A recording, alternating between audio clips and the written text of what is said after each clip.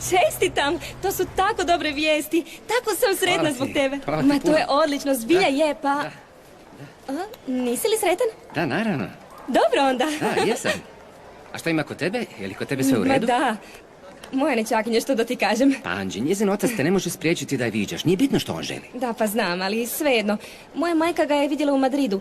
Mora biti da se seli nazad ovdje. Zašto je taj lik toliko bijesan na tvoju obitelj? Ne razumijem. Moja sestra je bila posvećena karijeri. Uvijek na putu. Moj otac je bio malo opsjednut s njom. Mislim, s njezinim uspjehom. A to se njezinom mužu nije svidjelo? Ne, sve je bilo u redu. Dok se nije rodila Violeta. Moja sestra je željela provoditi više vremena s djetetom i napustiti posao, ali moj otac je insistirao da ode na još jedan poslovni put. Nesreća? Da. Koliko je Violeta imala godina? 5 godina. To je bilo teško. Za sve nas. Da, ali to je bila sudbina, zar ne?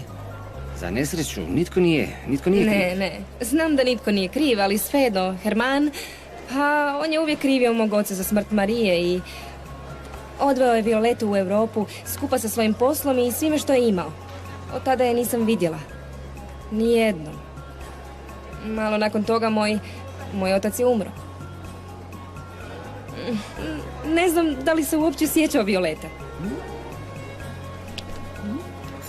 Sve će biti u redu, okej? Da.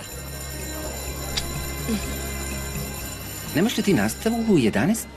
Ne, nemam do srijede, a to je sutra. Ne, danas je srijeda.